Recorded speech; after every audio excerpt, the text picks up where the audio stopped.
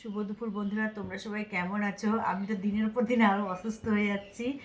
আজকে সোমবার, ছেলেও স্কুল গেল না, আমার শরীরটা খারাপ বলে রান্নাও করতে পারিনি। ছেলে, আমাদের এখানে নিরামিষ হোটেল আছে, একদম নিরামিষ শুদ্ধ, একদম মারোয়ারিদের একটা হোটেল আছে, ওখান থেকে গিয়ে বাচ্চা খাবার নিয়ে এলো আমার জন্য আর ওর জন্য। ওই আমার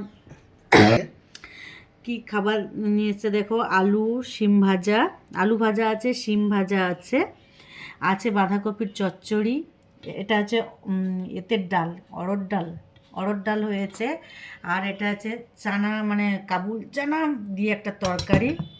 এখানে দেখো চাটনি আছে।